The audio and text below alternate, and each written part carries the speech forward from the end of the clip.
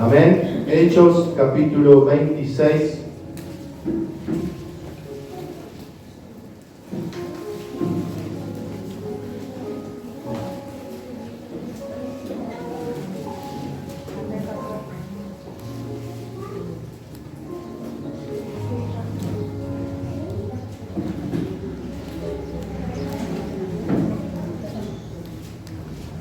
Y para ponernos un poquito en contexto, ¿sí? Vamos a ver a Pablo estando preso, estaba por presentar defensa, ¿sí? Delante de César. Declara la palabra que él había sido presentado delante del gobernador, del magistrado Festo, ¿sí? Los mismos ancianos del Sanedrín lo habían entregado, acusándolo de que era un hereje, acusándolo de predicar en contra de la verdad, de ir en contra de su religión, y también lo acusaban de muchas otras cosas más para que pudieran mantenerlo preso. Y dice que este magistrado Festo, al exponerlo en un juicio público delante de los judíos, dice que las acusaciones que hacían los judíos acerca de Pablo no le parecían justas ni motivo suficiente para dejarlo preso o para condenarlo a muerte, que era lo que querían el Sanedrín, ¿sí? Quería que Pablo sea muerto. Pedían, así como pidieron por Jesucristo, cuando Jesucristo testificaba la verdad, lo mismo estaba padeciendo Pablo. Pedían la muerte, pedían su cabeza, pedían que nunca más saliera de esa cárcel, ¿sí? ¿Por qué? Porque la predicación de Pablo causaba alboroto en medio de los judíos. Y declara la palabra que Festo, este gobernador, al no tener de qué acusarle, dice que tuvo una visita del rey Agripa, ¿sí? Para que ustedes se den una idea. El rey estaba a cargo de varias provincias, de varias regiones, y una de esas regiones era donde estaba Festo, ¿sí? Y Festo, el magistrado, aprovechando que estaba el rey Agripa y contándole lo que había sucedido, Festo le dice al rey Agripa, le cuenta la situación, le dice: mirá, rey, tenemos un preso que se llama Pablo.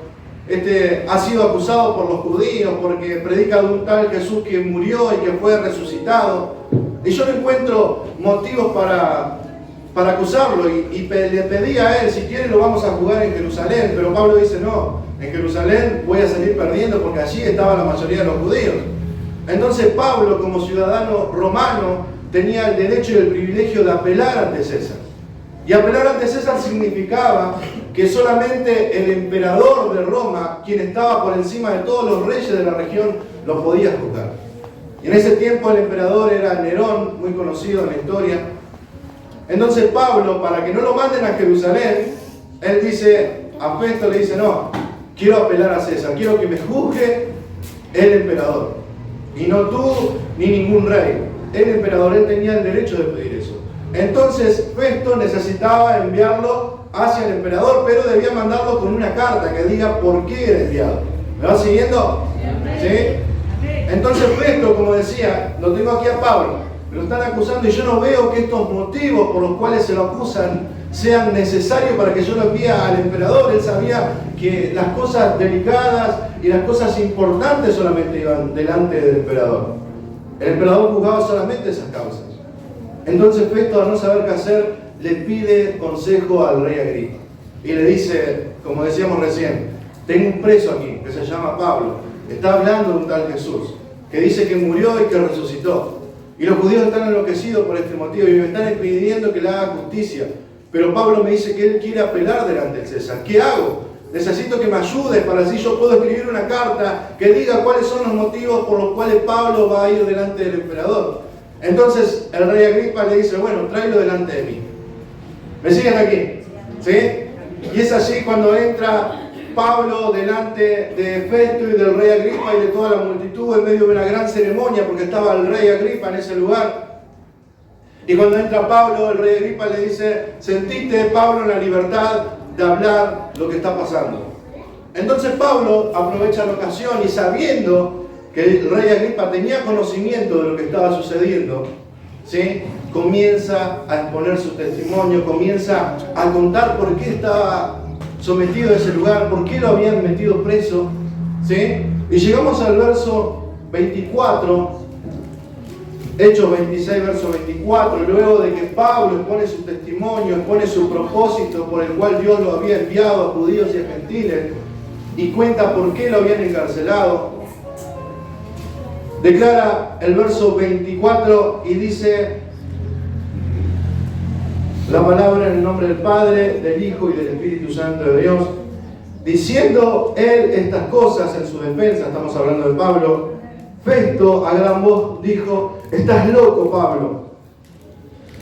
Las muchas letras te vuelven loco. Mas él dijo: no estoy loco, excelentísimo Festo, sino que hablo palabras de verdad y de cordura. Pues el rey sabe estas cosas, delante de quien también hablo con toda confianza, porque no pienso que ignore nada de esto, pues no se ha hecho esto en algún rincón. ¿Crees, oh rey Agripa, a los profetas? Yo sé que crees. Entonces Agripa dijo a Pablo: por poco me persuades a ser cristiano. Y Pablo dijo: quisiera Dios que por poco o por mucho, no solamente tú, sino también todos los que hoy me oyen, fuesen hechos tales cual soy yo, excepto estas cadenas. Amén. Tremendas palabras de Pablo delante de un rey. Amén. Pablo sabía que su vida corría peligro en ese lugar. Pablo sabía que podía obtener también la libertad por medio de este rey Agripa. Pero sin embargo, él con todo de nuevo y con toda la libertad del Señor, él testificó su testimonio, él contó el poder de Dios, todo lo que Dios había hecho en su vida, ¿sí? Tanto así que dice que el rey Agripa, por el testimonio de Pablo, dice que casi fue persuadido a ser cristiano, ¿sí? Y quiero hablar en esta mañana acerca de la persuasión. ¿Usted sabe lo que es persuadir? Persuadir, para buscar un sinónimo, es convencer. Si bien la palabra enseña, ¿sí?, como dice 1 Corintios 1:21, que la salvación es por medio de la predicación, ¿sí? Nosotros creemos que somos salvos por fe, ¿sí? Y la fe viene por el oír la palabra de Dios, o sea que la salvación de todo hombre es por medio de la predicación. Por eso Jesucristo en la Gran Comisión manda a predicar. No hay otro método, no hay otra estrategia, no hay otra táctica. La predicación del Evangelio, el contenido del Evangelio es el único que salva, ¿sí? Pablo le dice, muchos lo tildaban de loco, y él le decía, esta locura de la predicación era que Dios ha designado y ha elegido para que muchos alcancen la salvación, ¿sí? Y entendiendo esto, que la salvación es por la predicación del Evangelio, sabiendo que en el Evangelio está el poder de Dios obrando en cada vida, en cada corazón, en aquel que oye la palabra, así como un día usted y yo hemos oído la palabra y ese poder de la palabra ha transformado, ha convencido, ha hecho volver nuestros corazones a la presencia del Señor, ¿sí? Pero hay parte aquí también en el predicador, en el testificador de la palabra. Y esto lo vemos aquí en Pablo, ¿sí? Pablo sabía que el poder estaba en la palabra de Dios. Pablo sabía que la única forma de que aquel que oyere su voz, sea rey o sea un prisionero, porque predicaba aún dentro de las cárceles, podían alcanzar la salvación. Y esa salvación iba a venir por medio de la predicación de su palabra. Es por eso que Pablo, aún estando preso, él seguía enviando cartas, él seguía predicando, testificando de Cristo, ¿sí? Pero, sin embargo, él entendía, hermano, lo que nosotros debemos entender, que hay una parte que juega la iglesia, ¿sí? Hay una responsabilidad que tiene la iglesia, que no es solo ir a predicar, como dice el Señor, porque en esa predicación también está la persuasión, poder convencer a aquel que está oyendo. Porque ¿qué es persuadir? Dice el diccionario, persuadir es conseguir con razones y argumentos que una persona actúe o piense de un modo determinado. Y cuando nosotros persuadimos y convencemos a través de la palabra, no a través de nuestras palabras, a través de la palabra, nosotros estamos convenciendo al que oye, ¿sí? ¿De qué? De que se tiene que volver a Cristo. Nosotros convencemos de que lo que estamos hablando es real. Porque es eso lo que nosotros tenemos que hacer. No solamente decir, bueno, Santiago, Jesús te ama. Y esas palabras nos convencen. Nos convencen porque ¿cuánta gente ha escuchado Jesús te ama? ¿Es así o no es así? Lo hemos dicho miles de veces nosotros mismos. y esas palabras no convencen, no puede quedar ahí. Tiene que haber algo más, tiene que haber una entrega mayor, una entrega superior del predicador.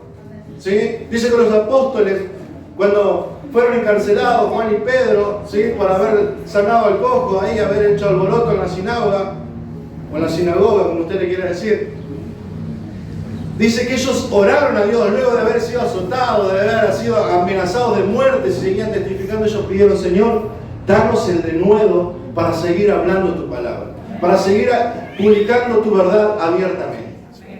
Amén. Y cuando nosotros predicamos la palabra, ¿sí?, la palabra trae salvación. ¿Por qué? Porque el Espíritu Santo convence por medio de la palabra de Dios los corazones. Dice la palabra que Él es el que convence de pecado, de juicio y de ¿qué más? De pecado, de justicia y de juicio, en ese orden. Pecado, ¿sí?, de que somos pecadores; de justicia, de que en Cristo somos justificados; y de juicio, de que después tendremos que presentarnos delante de Dios, que todos tendremos que darnos cuenta. Y esa es la obra del Espíritu Santo. Pero hay una obra que es parte de la iglesia. Es esa predicación que debe ir más allá de solo palabras sueltas, o palabras al aire, o palabras repetitivas, o palabras que creemos muchas veces que son de buena suerte, porque esta palabra nos falla. Vos andás a decir esta palabra como que si nuestras palabras tuvieran algún poder. No. Amén. Y nuestra tarea es poder persuadir y convencer a aquellos de que lo que estamos diciendo es verdad. Y para que nosotros podamos convencer a aquel que nos está oyendo, y más hoy, hermano, más hoy que se ha levantado tanta ideología que refuta y va en contra de la verdad. Muchos hoy vos te parás a decirle algo de Dios y ellos ya tienen un argumento armado y extenso para defenderse de tu verdad. Y muchas veces nos hacen cerrar la boca. ¿Por qué? Porque no tenemos ese conocimiento, o mejor dicho, no estamos preparados realmente para poder convencer de que nuestra verdad es verdad. Hoy nos paramos muchos de nosotros con un testigo de Jehová y nos termina llevando con ellos a repartir folletos. Porque ellos están bien preparados, ¿sí?, están convencidos de lo que creen y te convencen de lo que ellos creen con argumentos, no un porque sí. Muchas veces nosotros tenemos la costumbre de porque sí. Y Dios creó todo, ¿y por qué? Porque sí. Tenemos que tener argumentos. La palabra nos da los recursos para argumentar las verdades que ella declara. Amén. Y para nosotros, yo lo he hecho en 3 partes, ¿sí?, para que nosotros podamos convencer, persuadir, para tener el argumento necesario para que el oidor venga a Cristo. No estamos hablando de una personalidad del hombre. Sí que en esto juegan también los dones que Dios nos dio. Saben que Dios nos ha depositado dones en nosotros por los cuales Él se manifiesta, ¿sí? Pero sin embargo, Dios a través de la predicación es suficiente, ¿sí? Y esto habla de la suficiencia de la Escritura. La palabra es suficiente para que el pecador se pueda volver a Cristo. ¿Me va siguiendo hasta aquí? ¿Sí? Entonces nuestra tarea como iglesia y como agente de la salvación es predicar la palabra y convencer y persuadir a aquel que está oyendo, ¿sí? Y para esto debemos entender primeramente o aceptar y creer cuál es nuestro propósito. El mismo Pablo, en el capítulo 26, cuando cuenta su testimonio, dice el verso 15: yo entonces dije, ¿quién eres, Señor?, hablando de ese encuentro que tuvo con Él.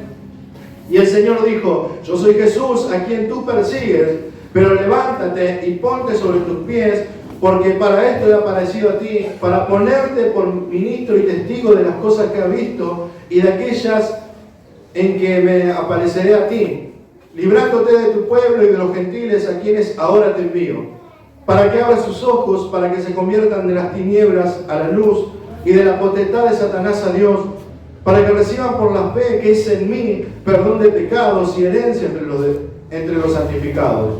Por lo cual, oh rey Agripa, no fui rebelde a la visión celestial, sino que anuncié primeramente a los que están en Damasco y Jerusalén y por toda la tierra de Judea y a todos los gentiles que se arrepintiesen y se convirtiesen a Dios haciendo obras dignas de arrepentimiento. Vemos aquí algo importante. Nosotros debemos creer lo que estamos diciendo, ¿sí? No podemos pararnos delante de nadie a decir algo que ni siquiera nosotros creemos.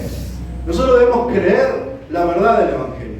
Nosotros debemos creer que hemos sido salvos por el Señor Jesucristo. Nosotros debemos creer que cada palabra que ha salido de su boca es verdad, es real y tiene poder. ¿Sí? Partiendo de esta base de la fe propia de nosotros sobre Jesucristo y sobre su palabra, comenzamos nuestra evangelización, nuestra predicación del Evangelio, nuestro ministerio, como le llama Pablo, el ministerio de la reconciliación, de hacer que aquellos que hoy están enemistados con Dios se vuelvan a Él. Amén. Y partiendo de este conocimiento que debemos tener, de que yo debo creer en lo que leo y en mi Señor, amén. Esto es importante. Usted debe creer en lo que lee y en su Señor que da la palabra, ¿sí? No en el predicador. Usted debe creer lo que dice la palabra, amén. Asegúrese de lo que estamos diciendo, que está en la palabra. Partiendo de esta base, nosotros podemos tener la actitud para convencer, persuadir a través de la predicación, ¿sí? Para que la predicación surja efecto en lo que está oyendo. Porque muchas veces nosotros, está bien, es verdad, muchos rechazan la palabra y es una realidad, ¿sí? Pero el problema está cuando no hay argumento suficiente para que la palabra pueda hacer soltar y caer en ese corazón. Porque nosotros no solo hablamos palabras vacías, hablamos palabras que son razonables. Porque la fe no es una fe ilógica, la fe es una fe real y consciente que te cautiva la mente. Amén. No es que, bueno, hay que creer en algo ilusorio, no, no es algo ilusorio, es algo real. Es un poder que transforma la vida. Y nuestras vidas dan testimonio de eso. Que no es algo loco que hablamos aquí en este lugar o a través de la palabra cuando nos reunimos por ahí, no. Es una realidad de poder que cambia, que transforma, que arrastra las almas de la condenación a la salvación. Amén.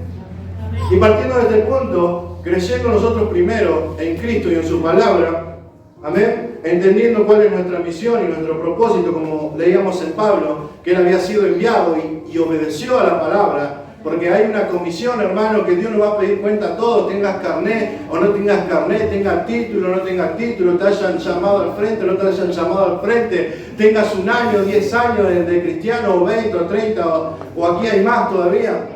Dios nos va a pedir cuenta. Amén. Dios nos va a pedir cuenta porque fuimos enviados a testificar la palabra del Señor. Amén. Bien. Y para poder persuadir y para poder alcanzar y convencer a aquel que está oyendo, debemos primero tener conocimiento de la palabra. ¿Sí? Nosotros no podemos hablar de algo que no conocemos. Nosotros debemos tener conocimiento de la palabra, debemos ser llenos del conocimiento de su verdad. Dice el libro de Colosenses 3:16 que debemos sobreabundar en el conocimiento de la palabra. Por eso es que cada día se nos motiva y se nos insta a hacer su devocional, a que le busque al Señor. Por eso se le invita a que no falte las reuniones. ¿Por qué? Porque acá escucha palabra de Dios. Por eso se le abre distintas reuniones, la de mujer a mujer, que se le habla la palabra. La de hombre se le habla la palabra. En el discipulado se le habla la palabra. En los jóvenes se habla la palabra. En ahorita se habla la palabra. ¿Por qué? Porque la iglesia debe abundar en el conocimiento de la palabra. ¿Saben que en una reunión puede faltar todo? Puede faltar alabanza, puede faltar adoración, pero no puede faltar la predicación de la palabra. Porque la predicación de la palabra es el centro, es el fundamento de la verdad sobre el cual la iglesia está parada. Amén. Es por eso que nuestra responsabilidad es abundar en el conocimiento de la palabra que se alcanza por medio de la búsqueda, de la lectura, por medio de escudriñar su palabra, por medio de su devocional diario. Hoy, hermanos, tenemos medios para crecer en la palabra, tiene la Biblia virtual, tiene devocionales diarios, hay miles de cosas que es imposible excusarnos y decir, bueno, yo no sé. Es imposible. Vivimos en un tiempo donde la ciencia y la tecnología ha avanzado tanto que nosotros, aún los cristianos, podemos aprovechar de eso para poder crecer en el conocimiento de la verdad. ¿Sí? Tenemos 500 años de historia, desde que surgió la Reforma Protestante, de estudio de la palabra. Tenemos comentarios bíblicos de teólogos y grandes hombres de Dios, temerosos de Dios, que han permitido que hoy podamos acceder a ellos también. O sea que no hay excusa para que el cristiano no crezca en el conocimiento de la palabra. El que no crece en el conocimiento de la palabra es porque no quiere. No, pero yo no sé, va a decir alguna. No, es mentira. Pues yo conozco muchos que han aprendido hasta a leer con la palabra. En el primer tiempo de la iglesia primitiva, había muchos que no sabían leer. Pero al escuchar, aprendían la palabra de Dios.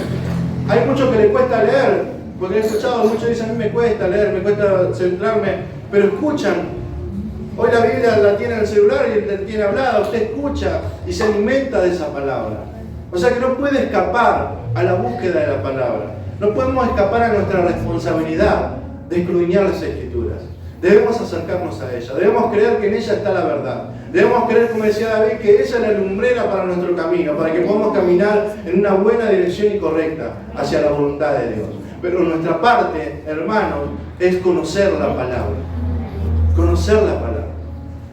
La palabra es la que da testimonio de nuestro Señor Jesucristo. Y no podemos dejarlo a un lado. Dice la palabra, que muchos malinterpretan, dice que el Espíritu mata, la palabra mata, pero el Espíritu vivifica. Pero cuando la palabra dice eso, está hablando de la ley de Moisés. Diciendo que la ley solamente traía muerte. ¿Por qué? Porque mostraba el pecado.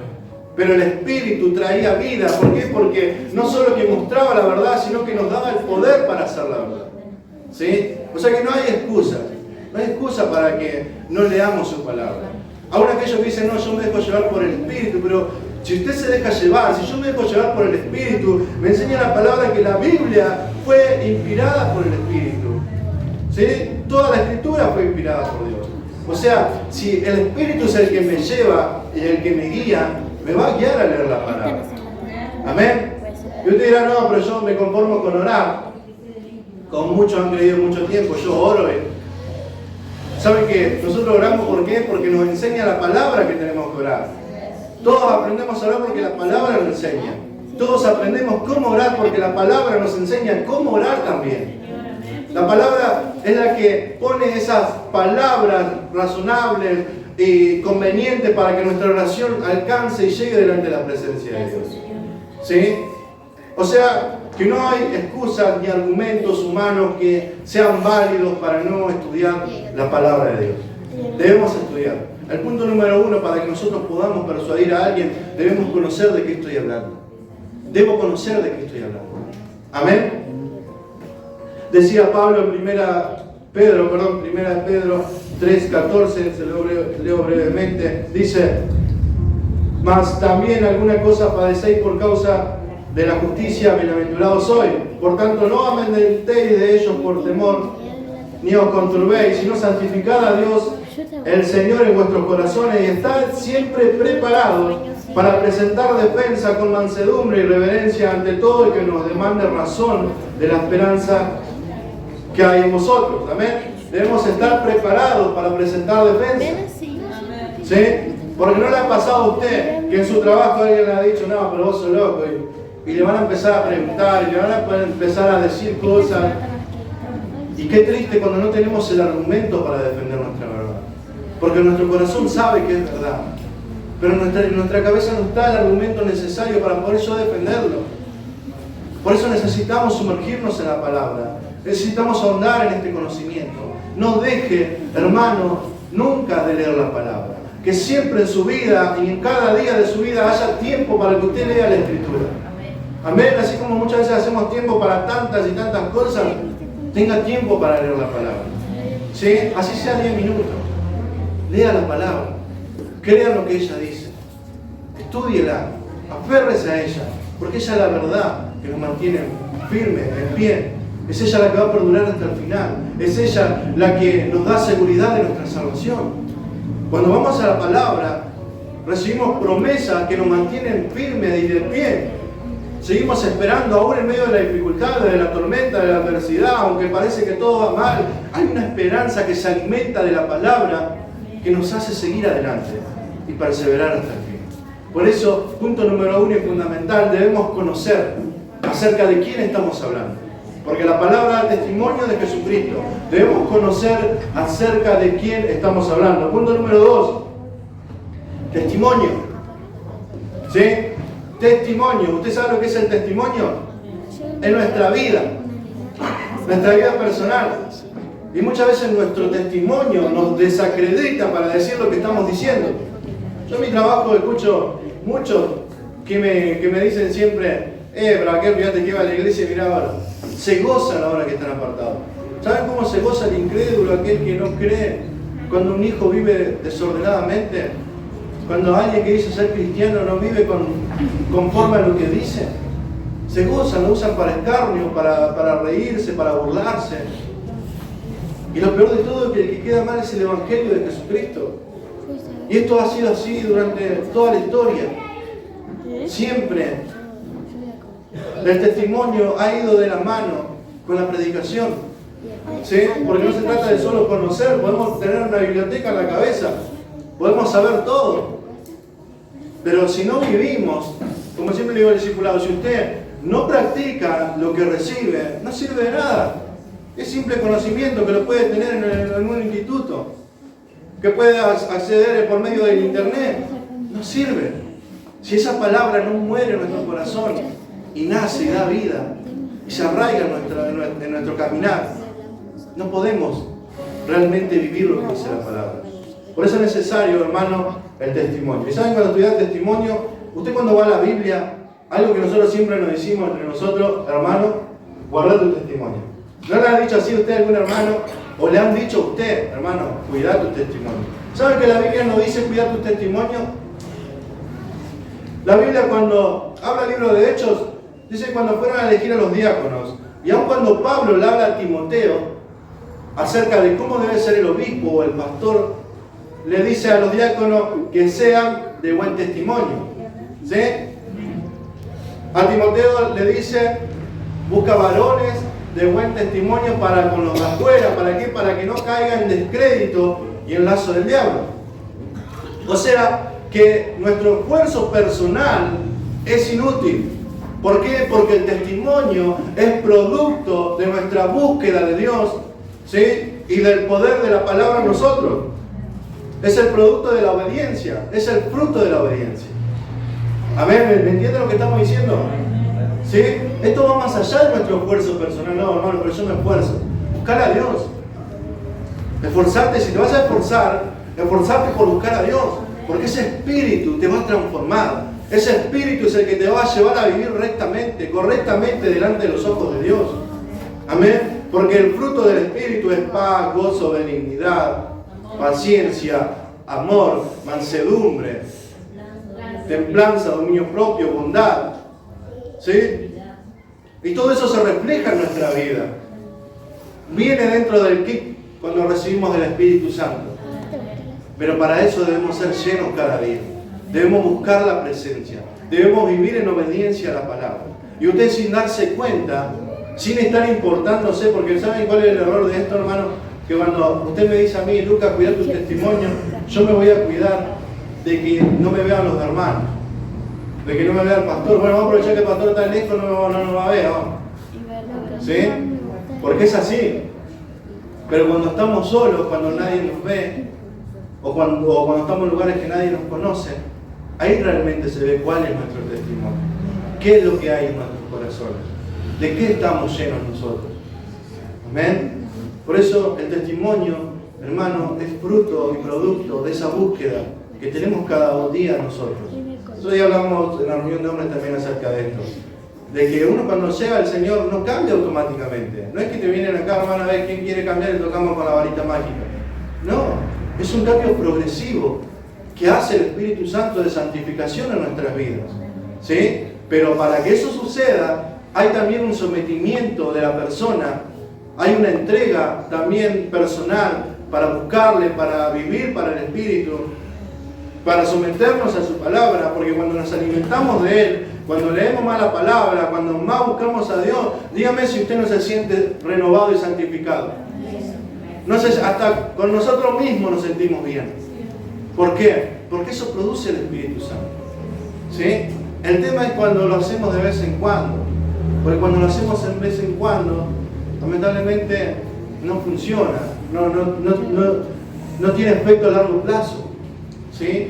Por eso esto es todos los días. ¿Sí? Esto es todos los días. No es que ya vinimos hoy, hermano, bueno, gloria a Dios, tenemos para tirar una semana. No, esto es todos los días. Esa búsqueda debe estar todos los días de su presencia.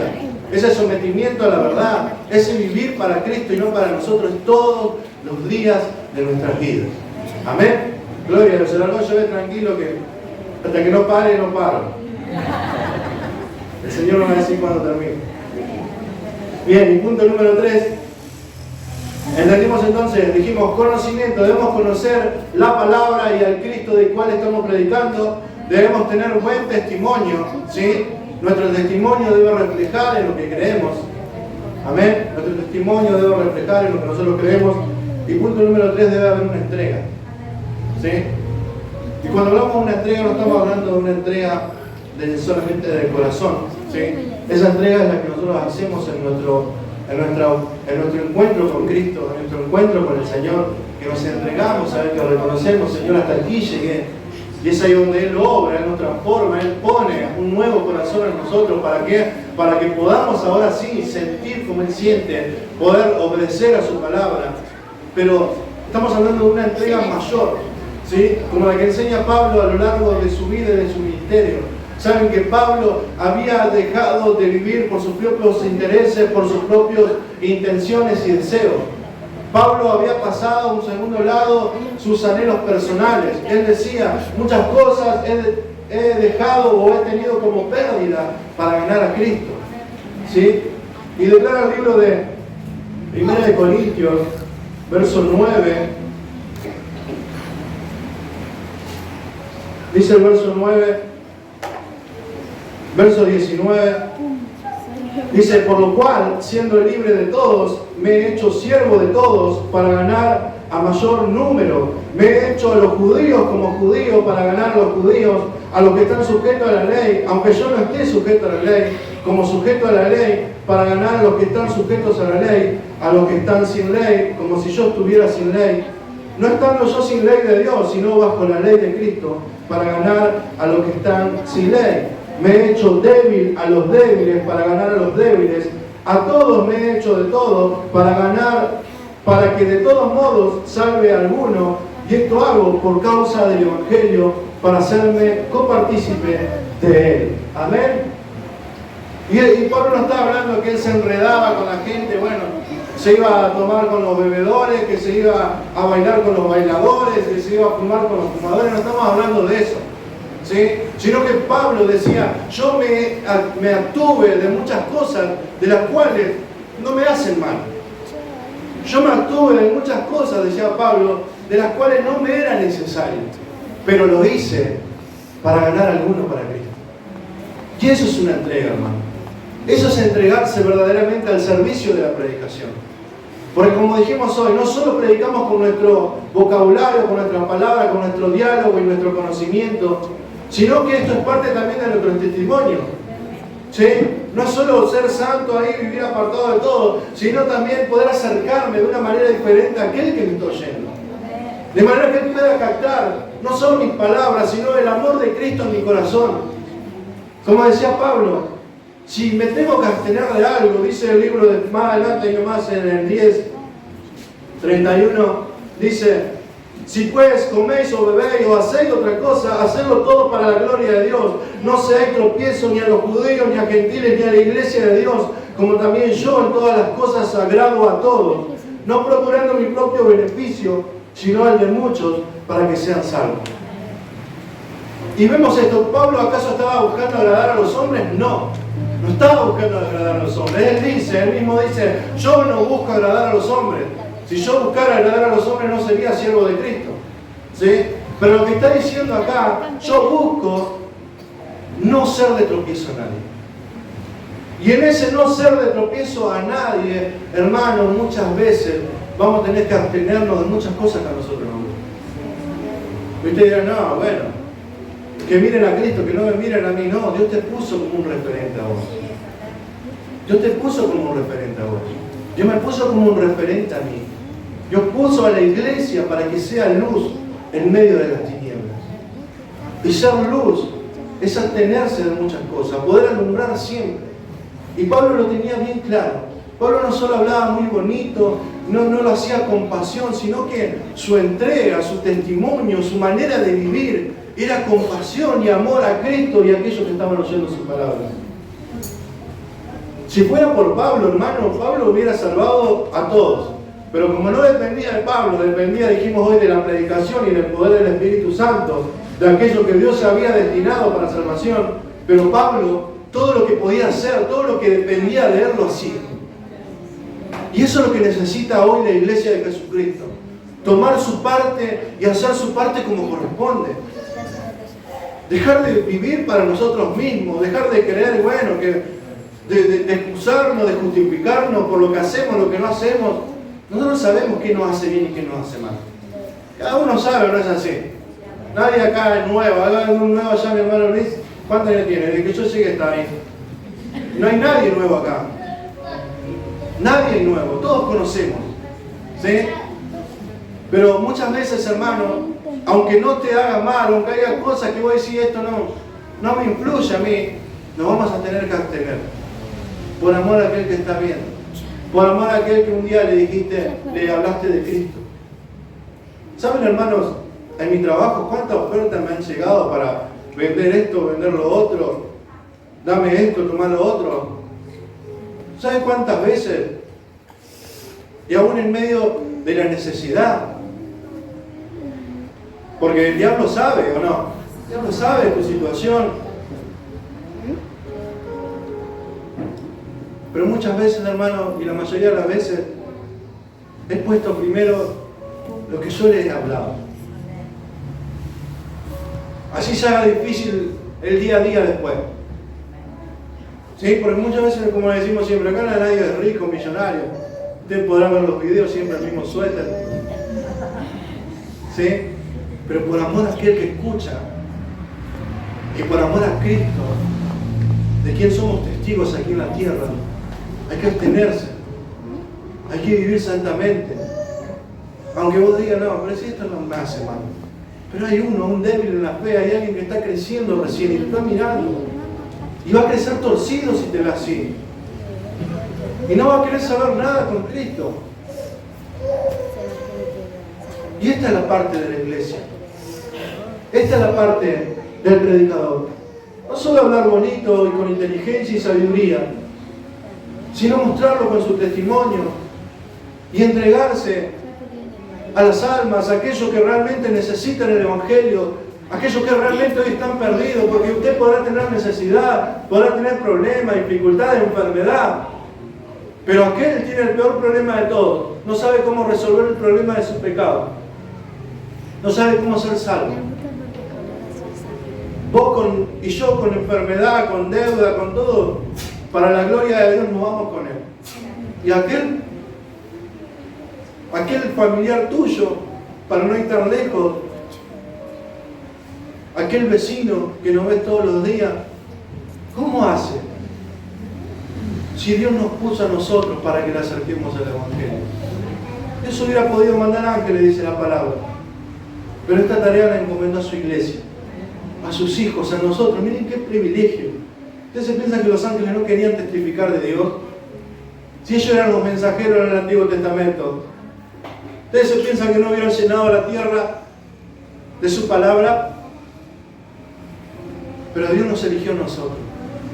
Y es necesario que en este tiempo, hermanos, tiempo difícil, tiempo de necesidad, tiempo de incertidumbre, tiempo donde muchos apostatan de su fe, donde muchos se vuelven atrás, donde muchos no saben cuál es la verdad correcta, donde muchos no saben si es cierto lo que se les dice o no. Este es el tiempo de que alumbremos verdaderamente como iglesia de Dios, como la luz del mundo. Somos los responsables, hermanos, de nuestros barrios, de nuestras familias, de nuestros trabajos. Somos los responsables porque Dios nos puso ahí. Dios no le va a pedir cuenta a mi hermano Juan por lo que tengo allí en mi trabajo. Dios me puso a mí y Dios te puso a vos. Y Dios en cada lugar ha dejado un embajador del reino para que testifique de su palabra y lo muestre a través de su vida de que esto es verdad. Y de que esta verdad salva. Amén. Y de que esta verdad transforma. Y de que esta verdad cambia. Y de que esta verdad tiene poder. Y de que caminando en esta verdad podemos prevalecer hasta el fin. Amén. Tome su responsabilidad. Tome su parte. Iglesia, tome su parte. Usted es iglesia. Tome su parte. Tome la parte que le corresponde a usted. Tomemos la parte que nos corresponde. Dejemos de creer que estamos desperdiciando nuestra vida en la iglesia, que dejemos de creer que tanto tiempo, tanta búsqueda es innecesaria. Dejemos de creer eso. Dejemos de convencernos por la corriente de este mundo que predica y testifica un evangelio light, donde no hay entrega, donde no hay consagración, donde no hay santidad, donde puedes vivir como vos querés, que Dios te acepta tal y como sos. No. No es así, no enseña eso la palabra. No enseña eso la palabra.